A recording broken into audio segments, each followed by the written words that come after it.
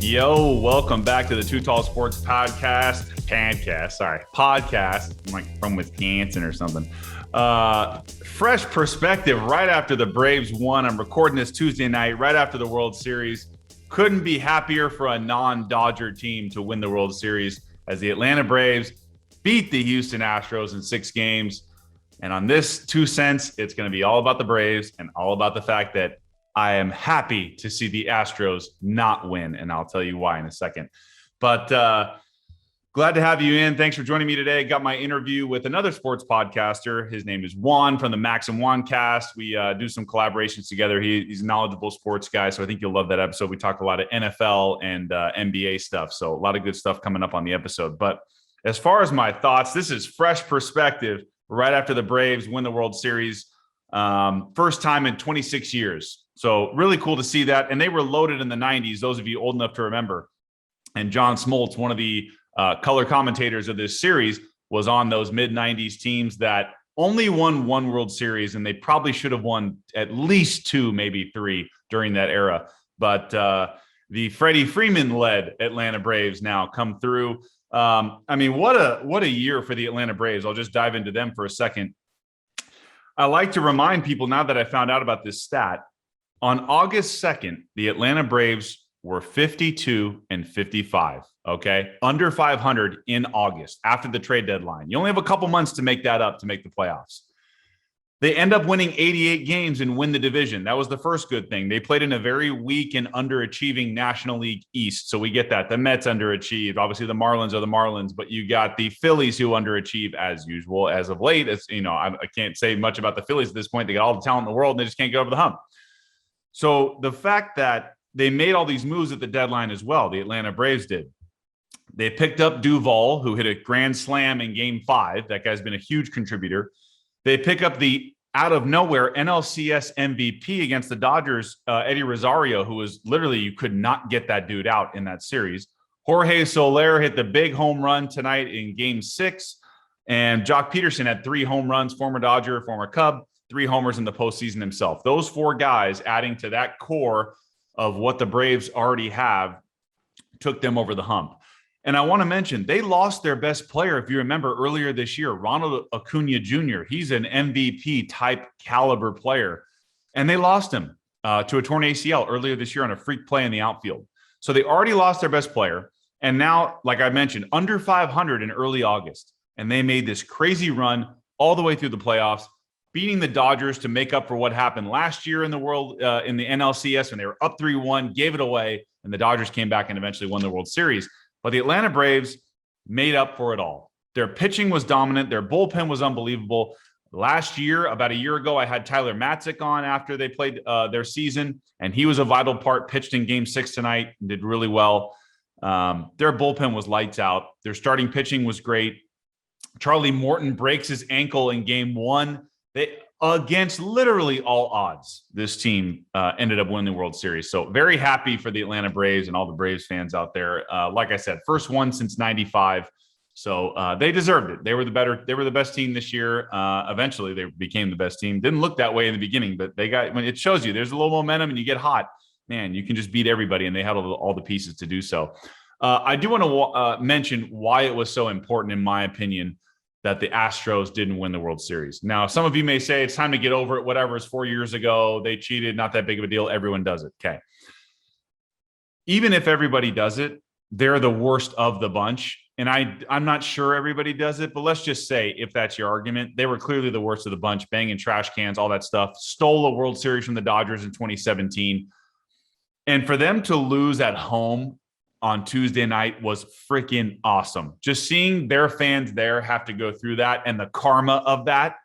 And if you remember in 2019, the Washington Nationals with Max Scherzer and Juan Soto and Strasburg, that whole crew in 2019, everybody in that series with the Astros won road games. So the Nationals had to go into Houston in a Game 7 and win a road game to win the World Series. They did it there as well. 2 years later, the Braves win a Game 6 in Houston. I love it. Shove it in their fans' face. Shove it in those players' face. Because you know what? The core 4, that infield in Houston with Bregman at third, Correa at short, Altuve at second, and Gurriel at first. Those 4 guys were there during that cheating scandal in 2017, and they all benefited from it. So I did not want Major League Baseball and fans of baseball to have to reward and support a cheater like that, a cheating group like that. Now, not everybody on their team now is part of that run, but the core four, I hate to use the word hateable. They're whatever. They did what they did on the baseball field. It's not, in the grand scheme of life, it's not that big of a deal. But I would hate to reward those guys with another World Series because they were never penalized. The only thing that happened to that World Series team after 2017 was AJ Hinch got fired, and now he's a manager again with the Tigers back in baseball, and the GM got fired. That's it. They got to keep their ring. They got to keep their playoff bonuses because every round you go in the MLB playoffs, you get a higher playoff bonus, and it's a good chunk of change.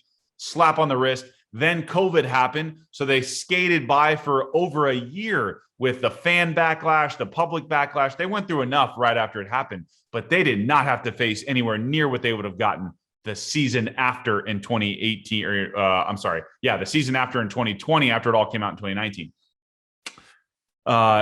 Just insane. So I'm happy the Astros lost. I don't wish any ill will on any of those guys, but I'm happy that they were not rewarded with a World Series win because it would not sit well with me or most fans to have to say, damn, the Astros are World Series champions again. So extremely happy for the Braves. They earned it. And it was pretty cool to see that. If the Dodgers aren't going to win, I'm happy for the Braves. They totally earned it. So happy for them. One weird, interesting trivia note and kind of a funny stat from the World Series that had nothing to do with anybody playing really, except for one guy. But so I mentioned John Smoltz, who was the color commentator with Joe Buck on the broadcast on Fox.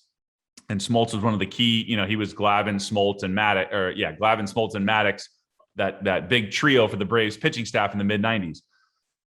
39 years in a row, and this year counts too, John Smoltz has had a teammate that was in every World Series for the past 39 years. So Charlie Morton, originally drafted by the Braves, then left and came back eventually.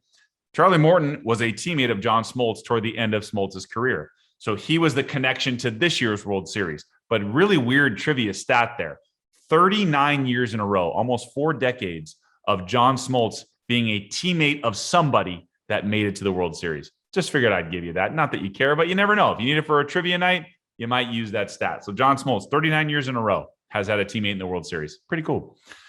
Had lots of stuff happen in the NFL this weekend. This was kind of let down weekend, wasn't it? You had a bunch of backup quarterbacks win. You had teams like the Bengals who come off a huge win against Baltimore, lose to the Jets, and Mike White, who, threw for 400 yards and 3 touchdowns, went off against the Bengals. A lot of pretenders like Atlanta, who all of a sudden was starting to, they win a couple games, then you lose to a sliding Carolina team who had lost 4 straight. Just a lot of weird things happen in the NFL. Not a ton of great games, honestly. It's been pretty weak. I'm hoping for some better matchups this weekend. You got Packers, Chiefs. That should be exciting. And some other matchups that should be good. But the other big game I was looking forward to was Tennessee Titans at the Rams, Sunday Night Football. Derrick Henry's obviously out now. They signed Adrian Peterson. Obviously not the same. He's 36 years old. But I was really looking forward to Titans-Rams. I think there'll be a fun game Sunday night, either way, without Derrick Henry. But looking forward to that. And a big note in baseball, I guess, Bob Melvin used to coach the A's. Now he's coming in to coach San Diego Padres after Jace Tingler was let go. And there's this resurgence of old coaches. If you notice in the World Series this year, you had Brian Snitker, who's 66 years old, second oldest to win a World Series with the Braves. And Dusty Baker brought that Astros team to the World Series. You had Tony La Russa make a resurgence. And now you got Bob Melvin, been around the game for a long time. And he's had success with the Moneyball budget of the Oakland A's. Now, with a bigger payroll and more talent, we'll see if Bob Melvin can bring the Padres to where we all think they should be, which is a perennial playoff contender. So we'll see what happens with the Padres there. Hit me up anytime at Too Tall Sports Podcast on Instagram, at Too Tall Sports on Twitter. Send me an email if you want, tootallsportspodcast@gmail.com. I'm still doing my weekly shows on YouTube Live and Colorcast. That's the app, Colorcast. That's the audio app. And I do my Tuesday night, 7:30 p.m. Pacific. You can check me out there. Live shows, a lot of fun, more interactive, more live sports takes and all that stuff. So if you want to join YouTube Live, 7:30 Pacific time on Tuesday nights and Colorcast as well. With that, I will get to our interview with Juan from the Max and Juan Cast. Please enjoy and go Braves for today. Happy that the Astros, the Cheatstros or the Trastros, however you want to call it, did not win. So we saved another year of disappointment. Anyways, have a great day and enjoy the interview with Juan from the Max and Juan Cast. Ladies and gentlemen, football is back, NFL and college, and all of your NBA and NHL and playoff baseball needs over the next few months. And the Too Tall Sports podcast is proudly brought to you by Vegas Sports Advantage. VegasSportsAdvantage.com. Use my promo code TOOTALL to get 25% off all of their texting packages. So what that means is they are going to text you right before a slate of games will start. Let's say for football Sunday, the games usually start, the first round starts at 10 a.m. They'll text you at about 9:50, 9:55. You got to be ready on your computer or on your app, wherever you bet your games, whichever sports book or sporting bets website you use your own. This is just a service that's going to text you their top picks based on the algorithm that they have set up. They wait till all the big sharp money comes in, and then they give you their best bet or two right before the games start at different times of the day. So they do text you the picks. You take care of them on your own and bet however much you want. They usually recommend 1 or 2 units of your normal, $50, $100, whatever you like to bet.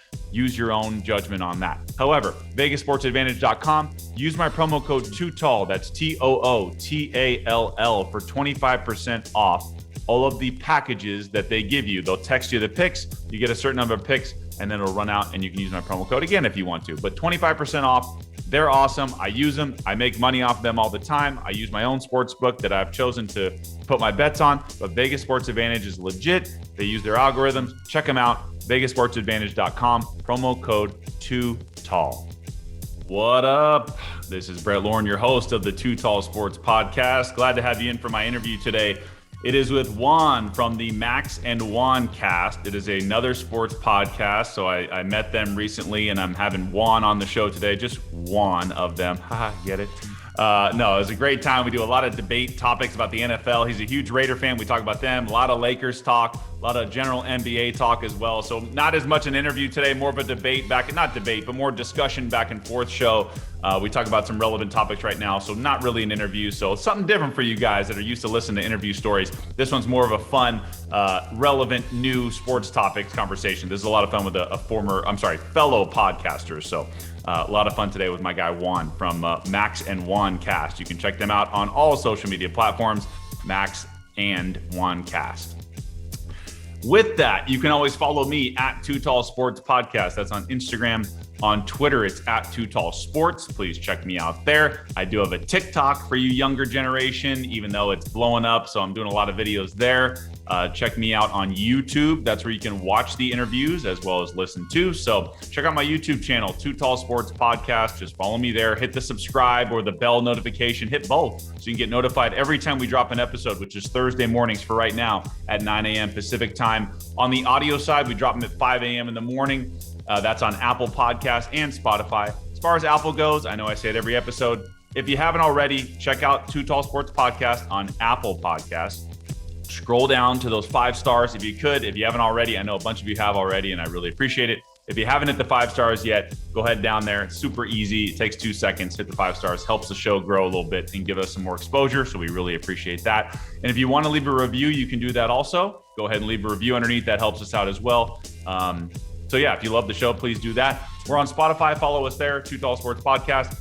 We're on Google Play, Amazon Music, Pandora, wherever you get your podcasts. We're there. Check it out and enjoy the interview today with Juan B. I will mention one more thing. Every Tuesday night, I'm doing shows on Colorcast, 7:30 p.m. Pacific time.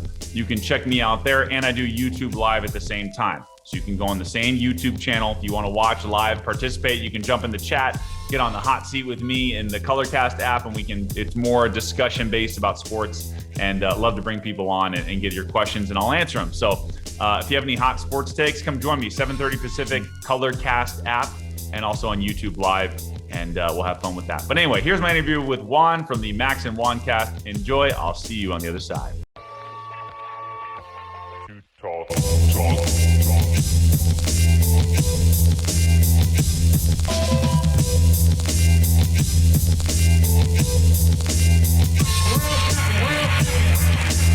We had a pond. Going crazy.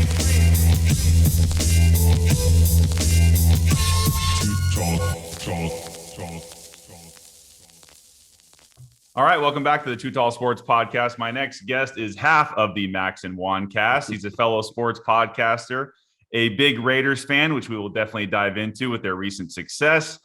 Plenty of NFL topics to get to with him. And of course, we're going to hit some NBA, especially our hometown Lakers. So we'll be talking about them and their early struggles, but we'll see. And we'll see what the panic meter is from my guest today. He is Juan B from the Max and Juan Cast. What's going on, man?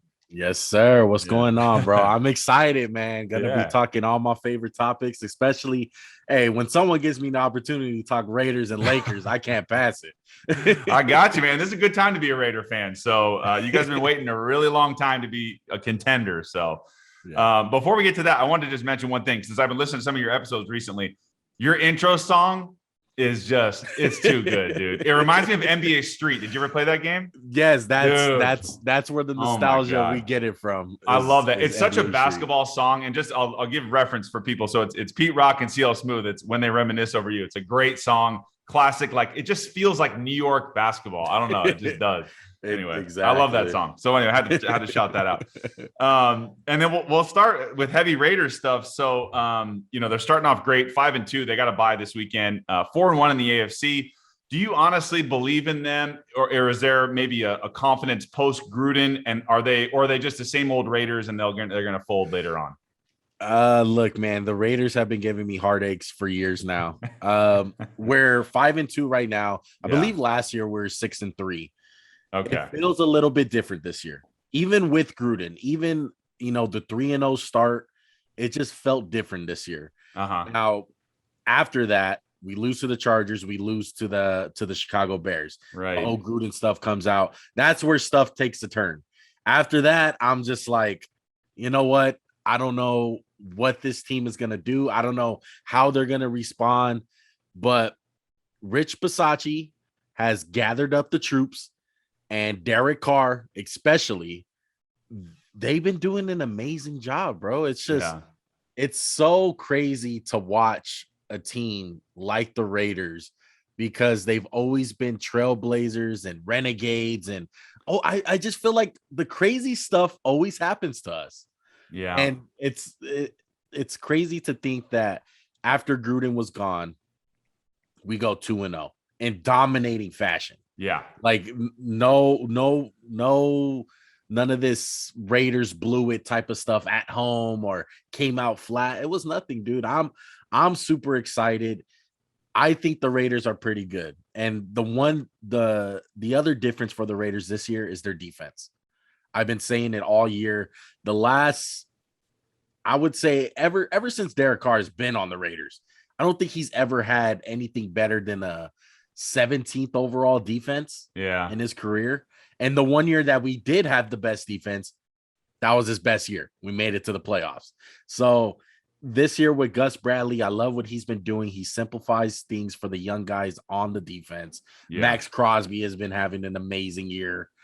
The offense is what it is. I mean, Derek Carr is a surgeon. I mean, what else can you say about him? I would say, and it seems like they're heavily dependent on Darren Waller, and they love little Renfro and those little, safety routes, stuff like that. And Ruggs is like a Deshaun Jackson, kind of a boomer bust, right? You get the big play sometimes, and other times you're like, is he even out there? Like, what are we doing? So as long as Josh Jacobs is healthy, I agree with you. I think the Raiders, they are a contender, and I think some of the guys are saying it after Gruden left. There's like a weight lifted off their shoulders with him gone. There's so much more calm on the sidelines. It just seems like they're playing freer now. Yeah. Cause you know what? It's so weird because I get a sense from the team that like, they don't really hate the guy. Like obviously what he said wasn't right. Obviously. Right. But I think a lot of the guys like still were cool with Gruden. I seen, even a guy like Trayvon Mullen, second round pick from us, young cornerback, posted on Instagram, like, shout out to JG. This season is dedicated to you. I was shocked when he said that. I was surprised that it didn't get more buzz on social media and just the media in general. So, I mean, and then you get some guys like Josh Jacobs taking kind of low-key shots in the press conference last week, saying what basically what you said, a little bit more calmness on the sidelines, saying that, it's cool to not when something breaks down or goes wrong, a bunch of yelling on the sidelines. It's like I don't know. I really can't sense where the locker room is as far as that goes. I'm just glad that their mindset is set on winning. Yes. Obviously. Yes. That's the great part. And one thing about Gruden, I was saying this, his problem is not a lot of people tend to say, oh, Gruden's old school. Gruden's stuck in the old days. Like, yeah, like the game is past him. Yeah, I think that's completely BS. I think he knows offense. He obviously had a great scheme. For me, my problem with him is being a play caller. You have to have a sense of calling a game. You know, you got to know when to call stuff. That's why you get paid the big bucks. And that's why you have a separation of offense coordinators and head coaches. So with Gruden, I just felt like it was more of a, how can you say, like, kind of like cockiness. Like he never really, like on a 4th and 1, it wasn't, we're going to trick you. It was more like, we're the Raiders. We're the big bad bullies on the block. We're going to run it right up the middle and you can't do nothing about it. Yeah. And it didn't work. Like sometimes you just don't have a team like that. You see everyone around the league, the Kansas City Chiefs, especially the Chargers lately. Oh, yeah. You know, when they come up with these creative plays and creative, you know, ways to gain on these 4th down calls, it's like that's what you need. You know, you don't need to be cocky. You don't need to make a statement every single time. You going for it on 4th down is the statement. You know, I think that's a good point. Yeah, because there is a natural arrogance with Gruden. Like it's like, well, I already know I'm better than you, and we're just gonna you know, shove down throat, whatever. Yeah, no, I totally agree with you. We'll see. I was looking at their schedule coming up. You know, you got to bye in week 8, and then you got the Giants, Kansas City, Cincinnati's good, Dallas is good, but then you got, I mean, Washington's beatable, Cleveland, Denver. The schedule is not terrible for you guys this year. Yeah, it's not. So. It's not. But we've been in this situation before. Yeah. Like I said, for about 2 straight years. Yep. And it's coming up. It's literally coming up, man. Every time it happens, we come off a great win like we did against the Eagles. We go into an East Coast time zone. Yes. So 2 years ago, it was the Jets. The Jets were dumpster fire. They were terrible. Get our ass kicked right there. And then last year, we go to Atlanta. Falcons weren't doing too good. We get our ass handed to us. So let's see if it's different without Gruden. Like I said, I think our defense, that's the big difference. Yeah. Is our defense doesn't kill us this year. Right. If our offense goes 3 and now, it's not the end of the world. Right. If we go down 14-0, the game's not over. Yeah. you know? It's a good feeling. You're in every game, which is good. And just want to talk about the AFC in general. So you got, do you feel like this is a changing of the guard in the AFC? You got Cincinnati, the Raiders, Tennessee, and Buffalo all leading their divisions. And you got obviously Baltimore's there, the Chargers are there, Cleveland, whatever. But you got teams like New England, Pittsburgh, Kansas City, even Indianapolis are all on the, you know, looking up at those teams. How do you feel about, are there real contenders in the AFC outside of the Raiders? Yeah, obviously. I think it's changing of the AFC right now. Yeah. To be honest, I would start this though. I think similar like in basketball, like this year, the East has kind of overtaken the West. Yeah. And I feel like that with football too. Like the NFC, I feel like is better than the AFC right now, in all honesty. Yeah. And it's weird because if you were in a 10-year coma and you woke up and you're like, what happened to Pittsburgh? What happened to New England? You know what I mean? Yeah. Like Cincinnati, Las Vegas. Like, what is Buffalo's good? Yeah. You know, people would see the Chargers and be like, oh, okay, that makes sense. But, you know, even with them, it's crazy to think they have a 2nd-year quarterback, you know, rookie head coach. Right. And they're doing this. And then you put Buffalo on the other hand. I mean, me and my co-host Max, we're huge fans of the Buffalo Bills. I love Josh Allen. I think he's amazing. I think he's once in a generation player. It sucks for players coming up because a guy that comes to mind like Trey Lance, I think a lot of people are going to expect a guy like Trey Lance to really improve his game as drastically as Josh Allen did. I've never seen it in my life of watching football, of a guy like Josh Allen having so many mechanical problems and just be so amazing and within like a year and a half. Yeah. It's crazy to think about. No, but he's great. Yeah, but the AFC is it's crazy, man. Like Cincinnati, Jamar Chase and Joe Burrow, another young duo there. And Jamar Chase before the season was like, it's hard to catch these NFL footballs. Like, what? Yeah, and all of a sudden he's like the leading receiver. And that was a joke, man. Yeah, it must have been. It goes back to this draft class was so amazing. Yes. It had so many great players, so many blue chip guys. Mm-hmm. People were so quick to judge on these dudes. Like even the quarterbacks are getting crucified out here. Yeah. You know, they're in bad situations. Right. And then you got a guy in Jamar Chase who he says one thing in the media talking about the little white line on the football saying that it's different and all that. And people are already, he's a bust. He's not going to be able to do it. And he comes out, he kills it. Right. You know, he's just fine. Kyle Pitts is just fine. Yeah. Let these guys, a lot of these guys. It's going to take you 5, 6, 7 games to get right. You know, exactly. Get used to the speed. Plus the whole COVID situation. Yeah. Jamar Chase hasn't played football in almost 2 years. That's right. He sat out last year in college. Yeah. That's right. So, you know, a lot of these guys, give them some time, bro. Yeah. Give them some time. I agree. Real quick, the Chiefs for a second. So Patrick Mahomes all of a sudden is leading the league in turnovers right now. 9 interceptions this year. And he already has more this year than he did last year. It looks like he's trying to obviously do way too much to cover up the defensive issues. Their defense is horrible. He's looking for the home run play a lot versus just taking what the defense gives you. It's what it seems like to most people. What are your thoughts on Mahomes and the Chiefs overall? Man, there's a lot of stuff wrong. I mean, you got to start with the defense. Yeah. The defense is bad, but their defense has always been bad, you know, and you're always giving the Chiefs the benefit of the doubt because of Patrick Mahomes. This guy hasn't done any wrong since he stepped foot on a football field. It's true. In the NFL. It's crazy to look at. Look, it's the defense. I think he's a little hurt, you know, from the surgery that he had.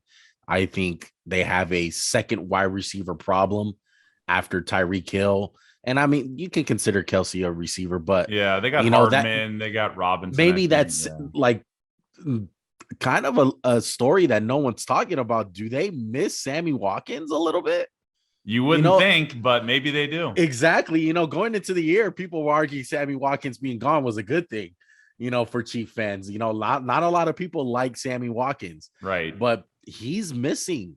Like, who's the guy? Mecole Hardman hasn't stepped up. Yeah. You know, Pringle. Yeah. Like a guy who makes plays every now and again. Right.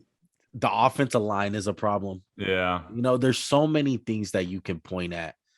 And they lost Edwards-Helaire too. CEH. Yeah. Yeah. And he was having, even though he was having fumbling issues, I think he was running the ball decent. But I think Patrick Mahomes is just trying to do too much. Yeah. You know, and I think all the problems around him is just, I think he's learning how to deal with a bad situation. And most quarterbacks have to do that around the league. But him, fortunately, the last couple of years hasn't had to deal with that. Everything's been perfect for him. Andy Reid spoon feeds this guy, you know, and I'm not trying to take away anything from Patrick Mahomes. Sure. He has to make the throws. Yeah, exactly. He has to make the throws, but I think it's obvious this year that, you know, when things are not good around you, what are you going to do? And I think that's what separates the elite guys from the good guys. You know, you see Aaron Rodgers every year carry the Packers, Tom Brady, Peyton Manning, like all these elite guys. And no one's questioning Patrick Mahomes' talent here. I think he's one of the best talents I've seen of my lifetime. Yeah. But, you know, it's concerning. It can be a lot of things. But like I said, Patrick Mahomes he has to kind of learn how to play a different style with this kind of team. Yeah. You know, you're the quarterback, and whether it's injuries or not having the weapons around you or bad offensive line, okay, get rid of the ball faster. Stop trying to run around and make a damn play every single time. Yeah. Stop trying to be superhero. Right. No, go back to the basics. Go back to the fundamentals. Yeah. I know they're saying he's been kind of reckless, like he was at Texas Tech almost, where it was just like doing too much, Yeah. it's You can't count them out though. They're gonna make a run. yeah, I think so too. They're only 3-4, right? It's not like they're way out of it. They're that last playoff spot for the AFC is gonna be wide open. You got a lot of teams still in it. You got the Colts, you got the Chiefs, bunch of teams. The Chiefs are gonna make their run at some point. Now we might be wrong. It'll be crazy. It'll be one of the biggest headlines in the NFL. But I think a lot of people are just expecting them to get upright. For sure. So a lot of season left, man. Yes, lots of season left. Let's shift to the NFC real quick. So I want to get your thoughts on, and like you kind of said earlier, no real surprises in the NFC, right? The Cowboys are good, the Packers are good, the Rams are good, and the Bucks are good. These are the teams we thought. The only surprise, really, you could say, is the Arizona Cardinals. Yeah. The only undefeated team left. Obviously, we should take them seriously, and their defense is good. I mean, they got, getting DeAndre Hopkins and J.J. Watt. Like, all these moves they made have been pretty good. What are your thoughts on Arizona? Do you believe they can go to the Super Bowl? I still don't believe in Super Bowl. What scares me is a little bit of their defense, to be honest. Yeah. A lot of those weeks against Minnesota, and I forgot who else they played that it was close in. Can't remember right now, but their defense didn't really put up a good performance. Yeah. Their offense, I mean, they're one of the best in the league, man. Yeah. They can do a lot of everything. I was talking last week on how versatile they are, where they go up against a team like the Houston Texans, who are obviously not that talented. Yeah. When you play against a team like that, you want to spread them out. You want to, impose your speed on them, your talent.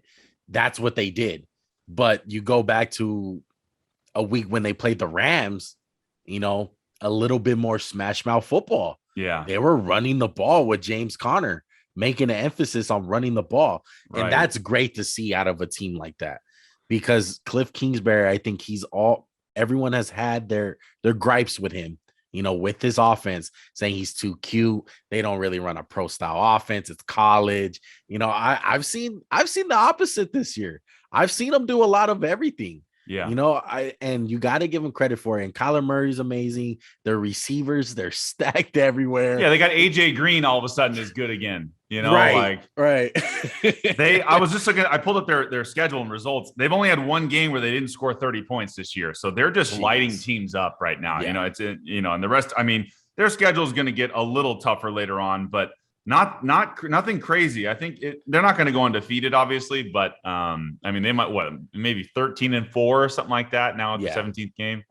Let's shift to some NBA talk now, and we'll start with our hometown Lakers. Obviously a slow start, but I guess usually with LeBron teams, you kind of expect that with this much roster turnover. You got Westbrook coming in, seeing how he fits.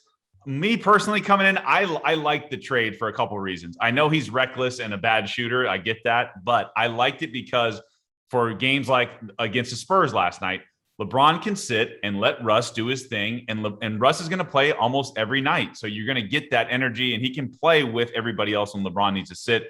I know he's very bad at the end of games, though. So what are your thoughts on the Lakers so far? You know what? I 100% agree with you. Yeah. My co-host is a little bit more harsh. He's the way I'm diehard about the Raiders. He's diehard about the Lakers. Okay. And he's probably one of the biggest Russell Westbrook critics that you can find. Okay. There's a lot of them, man. When you say his name, it's love or hate with him. Exactly. But I agree with you, man. As far as the regular season goes, I love the trade. I absolutely love it. Yeah. And situations last night showed why you don't want Anthony Davis to have to carry the team with a bunch of old guys. Russell Westbrook's going to give you 110% effort every single night. Yeah. He's going to bring the hustle. He's going to bring the effort, all of that stuff. That's great. As far as the struggle goes, the 0-2 start, I think it's just it's simple chemistry. People love to already throw in the towel. Oh, they suck. They're old. They're this. It's an 82 game season, people. Yeah. A lot of stuff can happen. Let's not judge them off 2 games. Right. It's going to take time. You said it was major turnover. I believe there's 9 different players this year. Yeah. It's gonna happen. Right. You know, and LeBron teams typically, besides the championship year, don't start off too good. No. You know, they don't. They take time to get stuff acclimated. Right. So I'm not worried about that. And what favors the Lakers is the conference. Yeah. I was saying earlier, the West is not all that amazing how it was for the last 15 years. Right. You know, look at all the top teams. You obviously want to point to a team like the Clippers. They don't have Kawhi this year. Right. So you got to take them out. They're going to be worse. Denver Nuggets. I mean, bad news for the Nuggets. Jokic got hurt last night. And then not to mention Jamal Murray's going to miss more than half of the year. Right. You got the Jazz. You can't trust the Jazz. No, they're going to win a lot of games in the regular season. Exactly. But they're you not don't have to, a contender. Exactly. Yeah. The only contender really is the Phoenix Suns. Yeah. Yeah. They got the same cast. You know, they got Chris Paul. They got their pieces. They're going to be a problem. Yes. But other than that, who are you going to put the Mavs? Yeah. Luka and the boys? Nah. Like Memphis, you know Portland, Dallas, they're all these the other same. teams have issues, and the Lakers, from a talent standpoint, it's not close. Right. It's not even close. So that's why I think they're gonna at least be a top 4, maybe even a top 3 seed. But playoffs, it's different. Right. I think the team is built for the playoffs, but I'm just watching the first few games. I feel like the Lakers are going to get run out of the gym a couple times. They're going to get outshot because they're not good at shooting threes. We, for some reason, can't address that issue with all of our offseason moves. We're just getting bigger and older. I love Melo, by the way. If we can that was great. Melo from the other night, if we can get that guy to make some shots, we get Kendrick Nunn back and we get THT, those guys, You know what? One thing about Melo, me and Max were big criticizers of him when that whole thing was going on, when he was basically done with the OKC Thunder. Uh-huh. Yeah, when he was out of the league, we were giving him so much flack. And you know what though? It was deserved. I love how people say all those people that were talking down, he deserved it. It happened, and I love what he's doing now, because what he's doing now is what me in particular, all I wanted from him. Take a step back. Don't be mad because you're not a starter. Right. Come out there, be Team USA Melo. Be out there, shoot threes, be a great teammate, play hard on defense, get rebounds. That's all I need you for, bro. That is 100% right. Yeah, and he's doing it, and he's been doing it ever since he joined Portland. Right, well, that was okay, now Melo has agreed to embrace his role. He still can play, but let's just give you a little bit less, accept it, and then let's be a star in your role or whatever, right? Exactly, because him being Carmelo Anthony, Melo prime guy, he's not that. No, he's not that at all. It's kind of the thing with Kobe. He could have probably played a lot more after that if he would have just became a shooter. Right. He was trying to be Kobe for about 4 years. That ISO game it's like the Joe Johnson type of stuff. It's just like that ISO stuff is just, it doesn't fly anymore. It's just the game is not like that anymore. But you know what? There's ego involved. Yeah. These were super, like Melo was a superstar. Let's be real. He was a great player. He's a top 50 player in all time. Yeah. Let's be real. So a guy like him to take a step back like that and take a lesser role, it's a big shot to your ego. For sure. You got to be the bigger man. Yeah. And him in OKC, it was a bad attitude. He even said it like, "Oh, I'm starting." Like, who cares, bro? Yeah. Just win. Just win. I don't care. It's like I coach youth basketball. Okay. I always tell the kids, I don't care if you start. All right. Don't worry about it. Worry about how you finish. Don't worry about how you start or who starts. Just worry about who's in the game in the last minute. Right. Because that's who every coach trusts. Right. That's for sure. Yeah. What are your thoughts real quick on Anthony Davis? That guy falls more than any big man in the league. He's a man of glass. He seems to get hurt or is limping every single game. He's got all the talent in the world, but the dude cannot stay healthy. And sometimes he settles for jumpers and he doesn't always take over games. What are your thoughts on AD? We were saying the other night, I think it's ever since AD has came to the Lakers, probably besides his first year, these last 2 years, it's been pretty rough from 3-point. He has not been a good shooter. Yeah. From 3-point land. Yeah. And he's made out of fiberglass. Yeah. It's terrible. It is. Every time he falls, I hold my breath. Yeah. And I don't know what it is. I don't know if someone has to coach him how to brace his falls more. Right? Like get a little more athletic. Like like he just falls so awkwardly every time. And I've always known guys like that. And it's always the guys like Anthony Davis who are built like that, who just fall awkwardly like that. And I don't know what it is, but we definitely need Anthony Davis for sure if we're gonna win a championship. Yeah, he's the key that unlocks all of that defensive stuff, and late in games where you can just throw it into him and he can kill anyone. Right. Because we all know how the big man position is in the NBA today. There's really only about 1 or 2 guys that can maybe slow him down. After that. But everyone else he can destroy. In the big man position. Yeah, and speaking of AD, I want to ask you, since that NBA 75 list just came out, AD was on that list, but Dwight Howard was not. And I made a video about it. I'll probably post it soon. But like Dwight Howard totally deserved to be on that list. Like if you just look at the accolades, like 3-time Defensive Player of the Year, 8-time All-NBA, all that stuff. He has better numbers today than AD does. And I think it was too soon for Anthony Davis to make that list. How did you feel about Dwight not making it, or anybody else that got snubbed? You know what? Yeah, I haven't seen your video, obviously, but I'm pretty sure you brought up the accolades. You know what? Another thing I would say is Dwight was the number 1 center in basketball. People forget about that, man, for like 10 years. Exactly. Like he was the guy that everyone was talking about. Like, Andrew Bynum had his moment. Right. But it's always been Dwight Howard. And I know the drop off was real. Once he started bouncing around, then it was a steep drop off. The Houston gig wasn't a good look for him. He went to Atlanta, happened. Charlotte. Yeah. I mean, he went everywhere. It was bad probably before he got to the Lakers. Honestly. Which, by the way, never thought I'd see that, right? I'm sure you felt the same way. Never thought he'd come back to the Lakers. Look, when he came back, I was pissed. I was like, what's Dwight gonna do? Oh, yeah, what a joke. Yeah. Like, what are we doing here? Yeah. And he came out and I was like, you know what? If I had a plan for Dwight and I was like, okay, how can we make this guy work? They did it.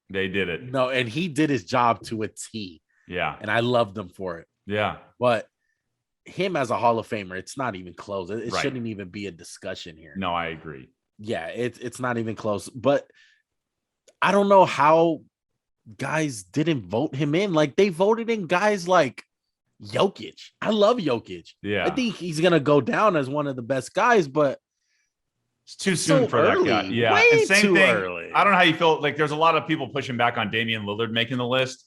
Just because he's kind of been hidden in Portland, hasn't really done much. Obviously he's a great player, but no MVPs, none of that stuff. Because like Russ and Harden made it, Kawhi made it. I mean, he's got 2 rings, but you got guys like Klay Thompson, Vince Carter's top 20 scoring all time. T-Mac didn't make it. There's those fringe guys. There's always snubs on every list, but right. And I think people bring up the 50th year anniversary team when they did it, and a guy like Shaq made it. Right. And people were like, oh, that's crazy. That's crazy. So people are saying like, oh, that turned out well. So let's do it again. Right. It worked out fine back then. But to me, it's like, you got to stay consistent. Stay consistent with it. Yeah. Like if you're going to get a guy who's so young in there, you might throw in Dwight.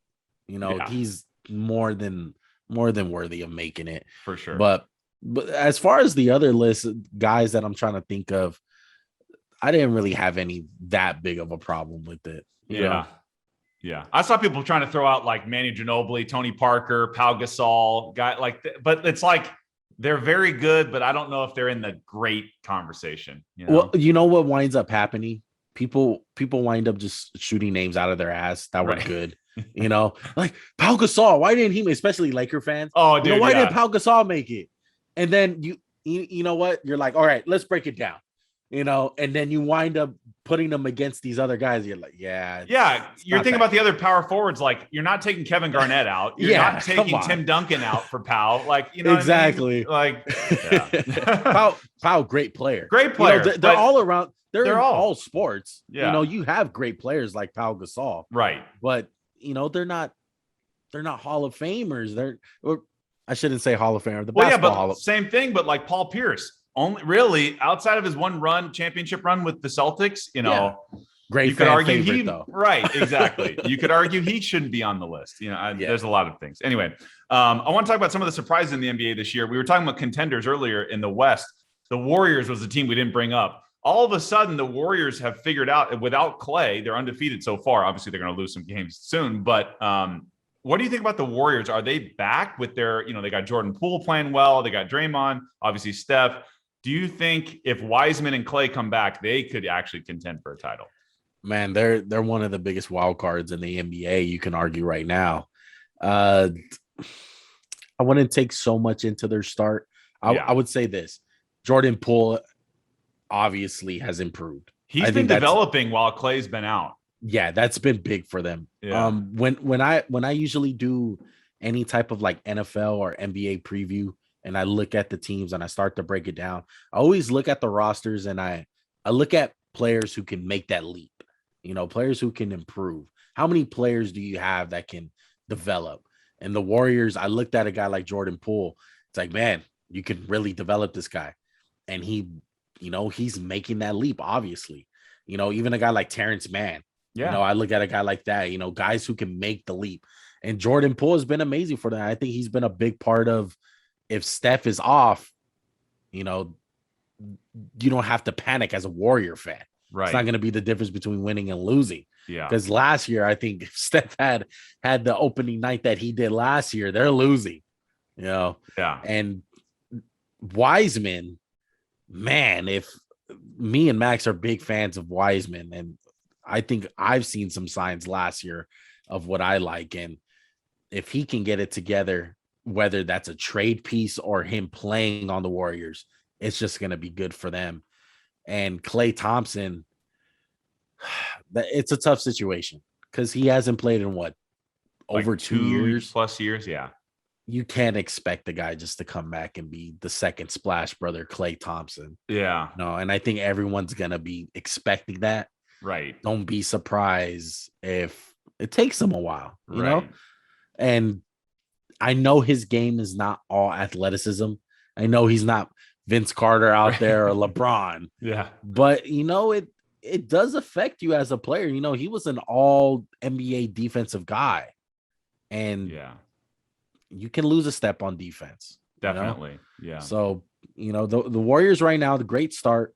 I love their coach, Steve Kerr. I think everyone does. Yeah. But we got to see still. It's a long season, like I said. I love the direction that they're going. Yeah, they've hopefully because they've been getting killed, obviously, right? I mean, they've been hopefully developing players, and I agree with you on Wiseman. He kind of reminds me of like a poor man's Chris Bosh a little bit, lefty with some touch, you know what I mean? But if he turns into something, they could be. I agree with you; they could be really good.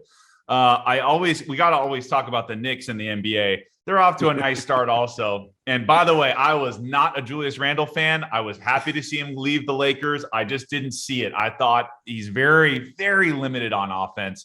And I don't know, maybe he's obviously most improved player last year. Do you think, I think we see, in my opinion, it's going to be the same old Knicks. Nice run in the East, but you're not getting out of the first or second round. Like, this is not a championship team. I know everyone wants it so bad in New York. What do you think about the Knicks? I absolutely love Knicks fans. Right? I love Knicks They're fans. suffering They're like Raider fans are suffering. Yes. Oh my God. You took the words out of my mouth, sorry. man. I kind of feel like Knicks fans are like Raider fans. So I feel their pain. And I know every time they start doing good, you hear them. They get rowdy. They get crazy. That's how Raider fans are, man. And they'll talk about their one little win. Yeah. And the Knicks, as far as their team goes, Julius Randle, I'm so happy for Julius Randle. I wasn't a big believer before he came to the Knicks as much as other people were, but as a Laker fan, you always seen the signs. What I love to see from Julius Randle when he was on the Lakers, especially like his early years. It sounds weird, but I felt like he was a Lamar Odom if you wanted up eating a mushroom. You know, like, you know what I mean? Yeah. Like, it's kind of, I know it's kind of weird. And right now his game doesn't really translate to Lamar Odom, but that always stuck in my head. Yeah. Big But lefty. I was thinking like a Zach Randolph type of guy. You know what I mean? Zach Like that Randolph. kind of big bodied lefty. So Exactly. Yeah. But the biggest difference has been the 3-point shot. Yeah. That's transformed his game. He's shooting amazing from 3-pointer last year. He's starting off good this year. Yeah. But I agree with you. I don't think they're gonna make any noise in the playoffs necessarily. No. You know, it's good to see that it makes the NBA better. The NBA is always better when the Knicks are doing good. Yeah. You know, they just don't have any top 10 players. Like they don't. And you know what? I love what Obi brings. You know, I like what I've seen what Obi Toppin's been doing. Yeah. But you're completely right, man. Like Randall's more of that second guy you would want, even a third, to be honest. Yeah. You know, you need the other guy. You have a guy in New Orleans that's kind of overweight right now. Oh, you think they could try to make a move for Zion? You would love it. You know, it'd be cool if it'll be awesome. But in reality, who are they going to give up? But think about that though. Randall and Zion are like the same guy. Yeah. Right? Like exactly. I don't know if that they fit necessarily. Maybe you swap. I don't know. I don't think Knicks fans would want I don't think there's two. Me and Max were trying to do a trade package for it. Yeah. It's really no one, you know. Yeah. Like who you gonna get? Like part of Zion going is you want him to play with RJ Barrett. You might have to give up RJ Barrett. Yeah. Like I would. I'm not, but speaking of him, I'm not a believer in him either. Like really? Go ahead and ship him off. They got plenty of guards. Yeah. I like that quickly guy's pretty good. They got some guards. They got Derrick Rose still. That's a big problem. Yeah. When, you know, in the playoff game, I felt like that was a big eye opener when the games were tight. You had a guy in D Rose taking the big shots. That's a problem. Right. That's a problem. I agree. Yes. I wanted to ask you about the Ball brothers. So obviously, you know, LaMelo is going crazy, but also Lonzo again. I don't know if it's just former Lakers that we've drafted. I just didn't see it with Lonzo. I just thought he would cross half court and give the ball up right away. You know what I mean? Like Lonzo didn't really impact the game that much on offense for me when he was at the Lakers. Obviously defensively, and he can pass, but this is a different Lonzo now, maybe with the Bulls, a little bit less pressure. They got a really good look at it right now in the East. What do you think about we'll start with Lonzo, then go to LaMelo. Okay. Lonzo. I agree with you with the Lakers standpoint. He was one of those guys where you wanted to cheer for, you know, because he's, you know, California guy, second overall pick, UCLA. Right. Magic was already in love with him. Yeah. I was like, man, kid is good. Like he obviously has the playmaking skill. Yeah. But him being a playmaker and a non-scorer, it was a problem. Like, yeah, his 3-point shot wasn't good at the time. Right. Changed it now.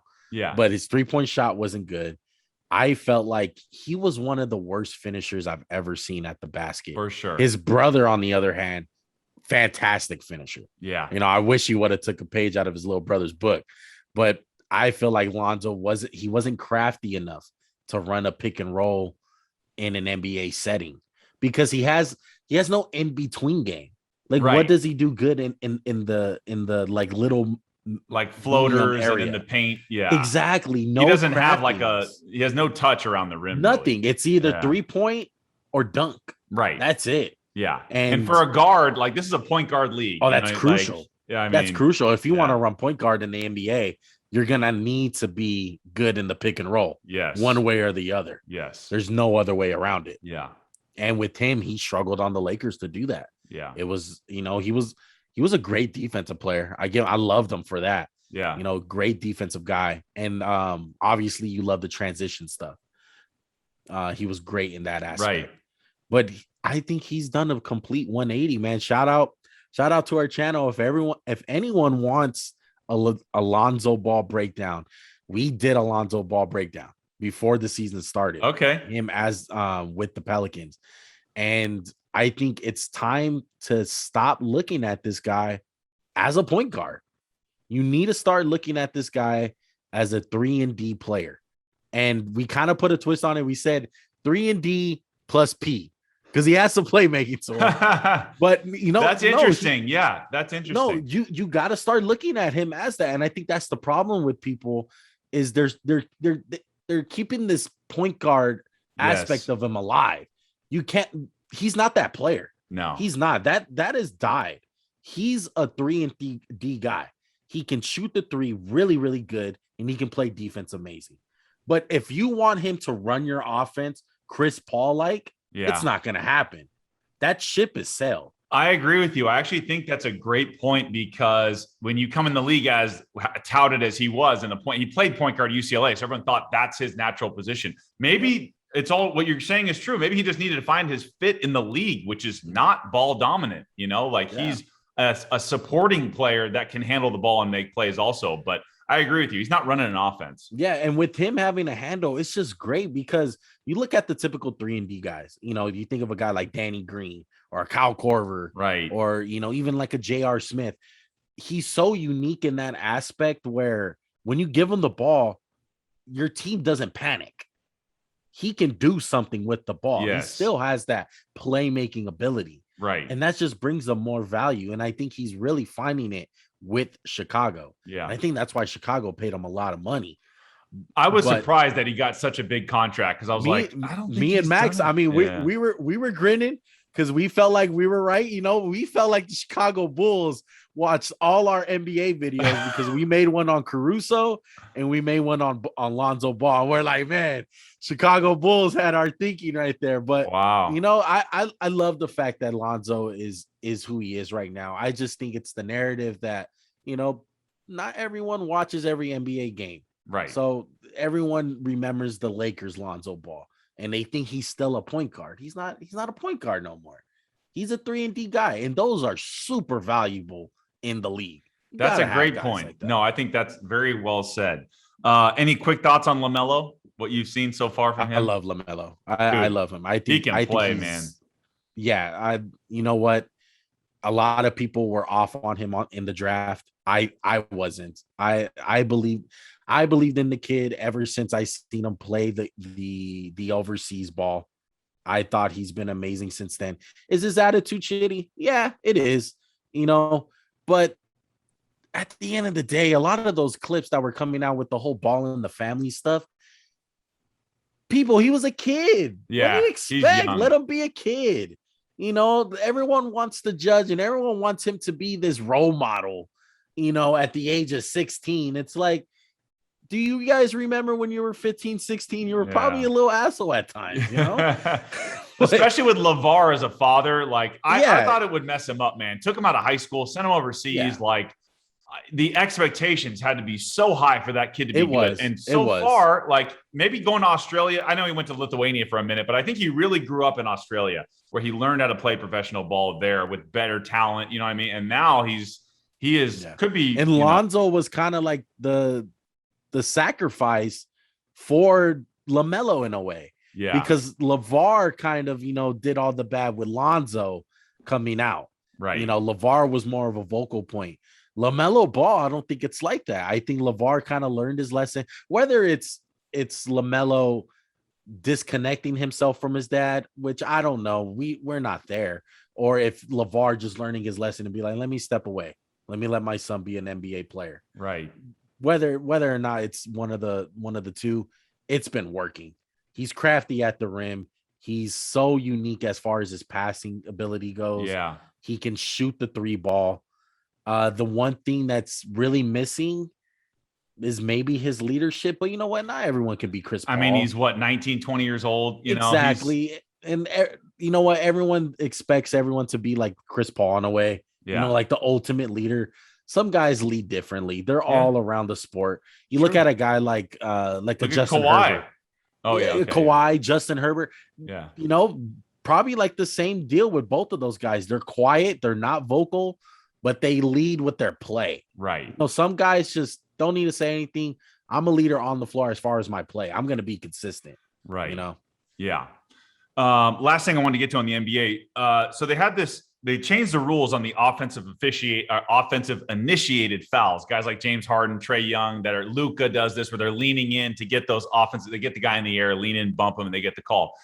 I saw a stat earlier this week that said the league is averaging a history low 19 and a half free throws per game. I love it. I don't want to watch Harden shoot free throws all game long. I love it too, man. I don't know who would complain about this, but what are your thoughts on this rule change where we're not just rewarding terrible flopping plays? You know what I mean?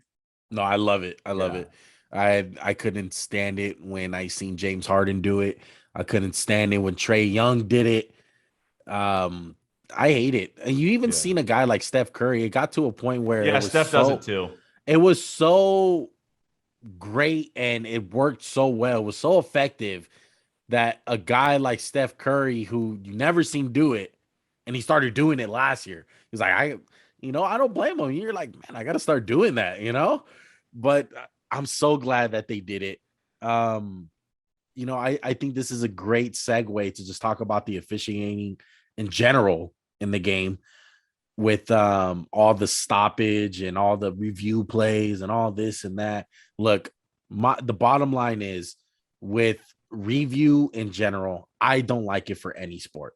Honestly, I really don't. So you want no replay at all? You just take the call on the court or the field? Unless it's egregious, unless it's obvious, okay, review it.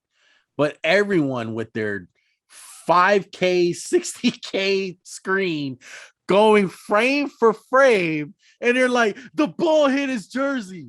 It barely hit it. It's off on him. Yeah, you're going to see that slow-mo on your freaking $6,000 TV. The one that happened, I think it was in the NBA Finals. I don't know if it was the Bucks and the Suns, where someone tipped the ball, but it was like off on the defender, but it last touched the offensive player's finger. It's like what are we doing here? Yeah. You could get I agree with you, so detailed in the replays. And people tend to forget these refs are humans. They make mistakes like us. Are some of them egregious? Yeah, I won't lie. Some of them are egregious. And I think those are the ones you need to review. Right. Now, I still believe I think coaches should be able to challenge more than one play a game. I think you should be able to do that because if someone messes up, and look, when you're making a call, sometimes the ref, like you just said, they can't see everything. And if their referee partners can't see everything, give it a shot and challenge it. But I agree with you. Are we going to review every single play? I don't think we should. It just stops the play, man. It stops. It's so bad. You know what? I'm a big fan of Bill Simmons. I listen to his podcast a lot.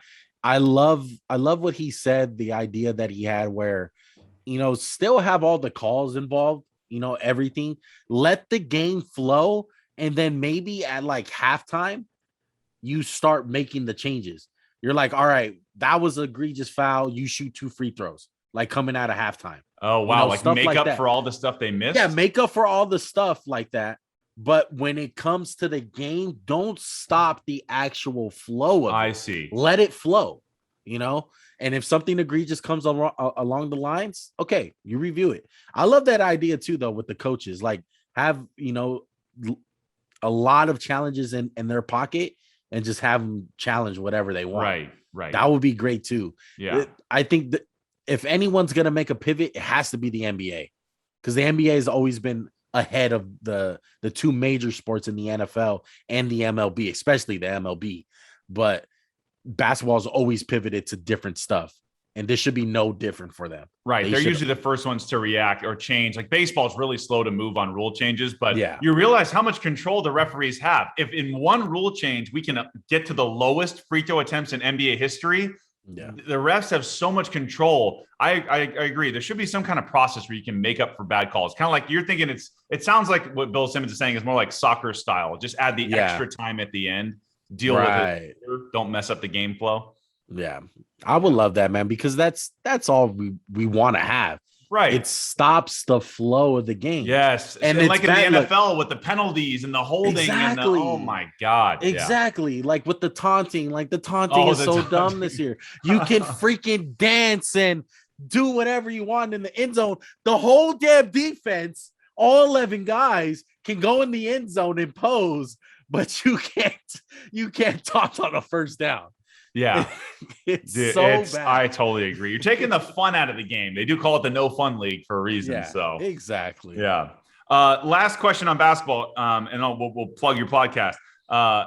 just your thoughts on the Ben Simmons situation in Philly. Do you blame him for what's going on? Do you blame the Sixers for what's going on? How do you think this all ends? What's going to happen in Philly, you think? Who do I blame? I blame Ben Simmons. I think he brought this all upon himself. You know what? On the Sixers part, I love it. I love what they're doing. I'm so glad that they didn't give in. You look at a situation with Harden last year and multiple players in the past where these players just stronghold an organization and really cripple them to making the decision. Yeah. And it's like, man, you got like, I understand, like I'm all about player empowerment. I am, I get it. Like these guys don't care. Like it's the aspect of, you really see it in football with the cuts and stuff. Like a guy can cut me, but it's a big deal when I say something. I get it. Okay. But in this particular situation, especially with the Harden situation and the Ben Simmons, where guys are literally fighting with their teammates, coming to practice with a cell phone in your pants. It's like, dude, what are you doing? And I love that the Sixers, they're not getting cornered. They're not scared at all. They're like, okay, don't come. All right, we won't play you. That's fine. We'll play our own team. Whatever. We're not gonna give in to you. Right. And I love it because Houston was a different situation. I think Harden is obviously a better player than Ben Simmons, number one, and number two, more valuable, but Ben Simmons is a dude where he's flawed. He's not a complete player. No. And it kind of goes back to what we're saying with Lonzo Ball. I think it's safe to say, like, what position is this dude? Because he's not really a point guard. He can't really do much. But you know what the difference is between Lonzo Ball and Ben Simmons? One of them improved in an aspect that they were flawed in. One of them worked on their game. When is Ben Simmons going to work on his three-point shot? I don't care if you miss 8. I don't care if you miss 3. Take the shot, bro. Take the freaking shot. I tell my players all the time, the kids that I coach, I'm never going to be mad at a shot that you miss. I'm going to be mad at the shot that you didn't take. That's where I'm going to be mad on the shot selections. I don't care if you miss it, just as long as you give yourself the opportunity. Everyone laughs at J.R. Smith. They're talking about shoot the shoot your shot or whatever, with the open shot. But it's absolutely true. Like with a guy like Ben Simmons, you got to attempt them at one point. And I'm tired of hearing this social media stuff saying, oh, look at Ben Simmons. He's in the gym. Just going to say that. How many times have we seen this movie with Ben Simmons in the offseason where he's getting jumpers up in the offseason? And it's like, okay, how does that not translate to your game, right? How does that not look? I mean, I agree with you. And even I think I was looking at some of the scouting reports from him at LSU when he was coming out. People were saying he's kind of careless. He doesn't really, basketball is not really that important to him. He doesn't work that hard. Everything has to be perfect around him. He's still the same guy. I think he's gotten caught up in non-basketball stuff. I don't know. He doesn't look like he cares that much about basketball. Yeah, because I hate that, man. That's such a toxic thing to do. And whether it's Ben Simmons or Rich Paul, because I know he's with Clutch now. Yeah. And they're notorious for doing stuff like this. They're all about player empowerment and strongholding the organizations. Right. But Daryl Morley's doing the right thing, man. He's not caving in. No. He's not gonna get no value for this dude at the worst time, because that's all it is. Right. His value is at an all-time low right now. It's at an all-time low. And me and Max were talking about this early when that game 7 happened and they lost that game. I said, man, they need to trade Ben Simmons like now, because it's only going to get worse in the offseason.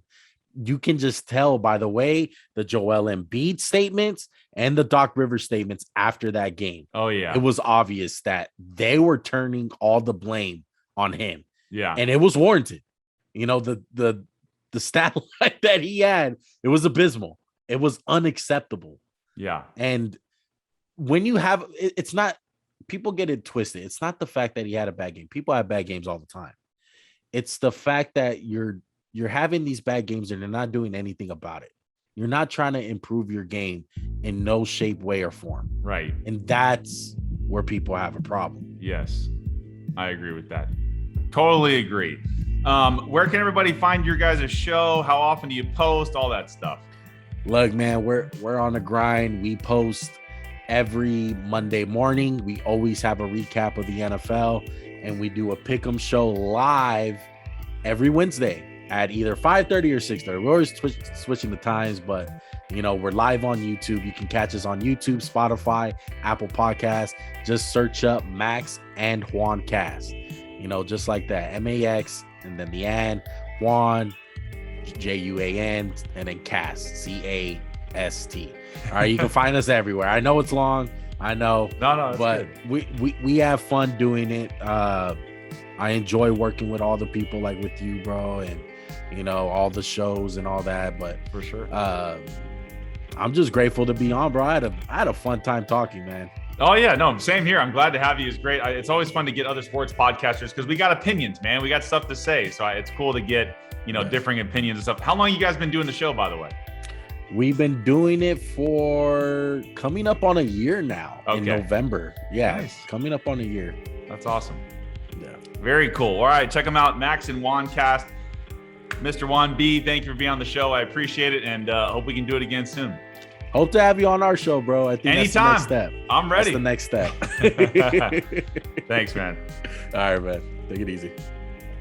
My thanks to Juan B. Thanks for coming on and giving us your takes today. I thought it was more of a fun, kind of a debate style episode, but more conversational about relevant topics. So I hope you guys enjoyed that. Please check them out, Max, and then the ampersand, the and symbol, Max and Juan Cast. And you can follow them there on social media and also on Spotify and all the different platforms for their podcast as well. Please enjoy their show. But yeah, had a lot of fun today. Hope you guys did too. As always, follow me at Too Tall Sports Podcast. That's on Instagram, at Too Tall Sports on Twitter. I do a lot of videos now, a lot of interactive stuff. So please check out my social media channels. As always, on YouTube, Too Tall Sports Podcast. Please subscribe there. Check us out. Hit the bell notification every Thursday morning. At this point, we are doing 9 a.m. videos. So please check us out on YouTube. Apple, if you haven't already, hit the 5 stars under the Too Tall Sports Podcast page. We drop those Thursday morning at like 5 or 6 in the morning. So they're ready to go for you when you wake up on Thursday. And we're on Spotify, Amazon Music, Pandora, Google Play, wherever you get your podcasts. We're there. Just type in Too Tall Sports Podcast. Hope you enjoyed the episode today. I'll see you next week for another good one.